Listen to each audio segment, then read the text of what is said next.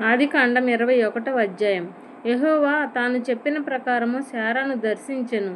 యెహోవా తానిచ్చిన మాట చొప్పున శారాను గూర్చి చేసెను. ఎట్లనగా దేవుడు అబ్రాహాముతో చెప్పిన నిర్ణయ కాలంలో శారా గర్భవతి అయి అతని ముసలితనమందు అతనికి కుమారుని కనెను. అప్పుడు అబ్రాహాము తనకు పుట్టినవాడును తనకు శారా కనినవాడును అయిన తన కుమారునికి ఇస్సాకు అని పేరు పెట్టెను.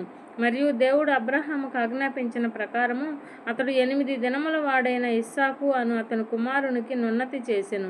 అబ్రాహాము కుమారుడైన ఇస్సాకు అతనికి పుట్టినప్పుడు అతడు 100 వాడు. అప్పుడు శారా, దేవుడు నాకు నవ్వు కలుగజేసెను, వినువారెల్లా నా విషయమై నవ్వుదురనెను. మరియు శారా పిల్లలకు స్తన్యమిచ్చునని ఎవరు అబ్రాహాముతో చెప్పును? నేను అతని ముసలితనమందు కుమారుని కంటిని గదా అనెను. ఆ పిల్లవాడు పెరిగి పాలు విడిచెను. ఇస్సాకు పాలు విడిచిన దినమందు అబ్రాహాము గొప్ప విందు చేసెను. అప్పుడు అబ్రాహామునకు ఐగుప్తీయురాలైన హగరు కనిన కుమారుడు పరిహసించుట శారా చూచి, ఈ దాసిని దీని కుమారుని వెళ్ళగొట్టుము.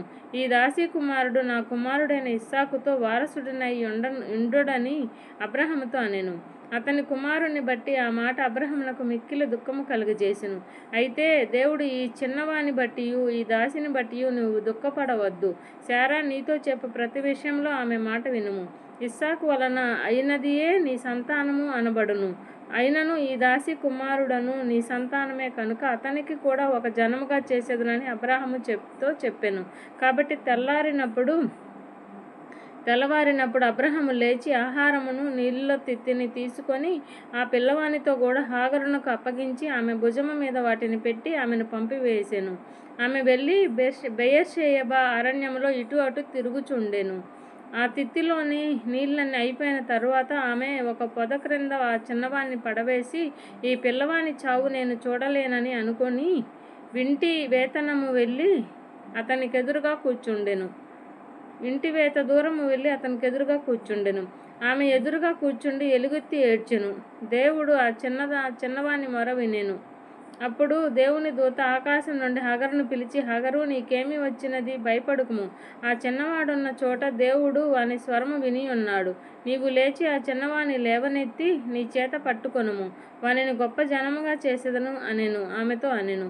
మరియు దేవుడు ఆమె కన్నులు తెరిచినందున ఆమె నీళ్ల ఊట చూచి వెళ్ళి ఆ తిత్తిని నీళ్లలో నింపి చిన్నవానికి త్రాగనిచ్చెను. దేవుడు ఆ చిన్నవానికి తోడై ఉండెను. అతడు పెరిగి పెద్దవాడై ఆ అరణ్యములో కాపురముండి విలుకాడాయెను. అతడు పారాను అరణ్యములో నున్నప్పుడు అతని తల్లి ఐగుప్తు దేశము నుండి ఒక స్త్రీని తెచ్చి అతనికి పెండ్లి చేసెను. ఆ కాలమందు అబీమెలెకును అతని సేనాధిపతి అయిన ఫికోలును అబ్రాహాముతో మాటలాడి, నీవు చేయు పనులన్నిటిలోనూ నీకు దేవుడు తోడై ఉన్నాడు కనుక నీవు నన్నైనను నా పుత్ర పౌత్రాదులనైనను వంచింపక నేను మీకు చేసిన ఉపకారము చొప్పున నాకును నీవు పరదేశివై ఉన్న ఈ దేశం నాకు చేసేదనని దేవుని పేరట ఇక్కడ నాతో ప్రమాణము చేయమని చెప్పెను. అందుకు అబ్రాహాము, ప్రమాణము చేసేదనెను. అబీమెలెకు దాసులు బలాత్కారముగా తీసుకొనిన నీళ్ల బావి విషయమై అబ్రాహాము అబీమెలెకును ఆక్షేపింపగా, అబీమెలెకు, ఈ పని ఎవరో చేసెనో నేనెరుగను, నీవును నాతో చెప్పలేదు.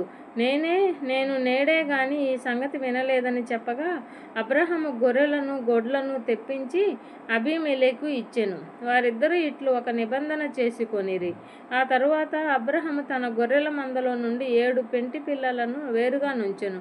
కనుక అబీమెలెకు అబ్రాహాముతో, నీవు వేరుగా ఉంచిన ఈ 7 గొర్రె పిల్లలు ఎందుకని అడిగెను. అందుకతడు, నేను ఈ బావిని త్రవ్వించినందుకు నా సాక్షార్థముగా ఈ 7 గొర్రె పిల్లలను నీవు నా చేత పుచ్చుకొనవలెనని చెప్పెను. అక్కడ వారు ఇద్దరు అట్లు ప్రమాణము చేసుకొనినందున ఆ చోటు బెయేర్షెబా అనబడెను. బెయేర్షెబాలో వారు అలాగూ ఒక నిబంధన చేసుకొనిన తరువాత అబీమెలెకు లేచి తన సేనాధిపతి అయిన ఫీకోలుతో ఫిలిష్తీయుల దేశమునకు తిరిగి వెళ్ళెను. అబ్రాహాము బెయేర్షెబాలో ఒక పిచుల వృక్షము నాటి అక్కడ నిత్యదేవుడైన యెహోవా పేరిట ప్రార్థన చేసెను. అబ్రాహాము ఫిలిష్తీయుల దేశంలో అనేక దినములు పరదేశిగా నుండెను.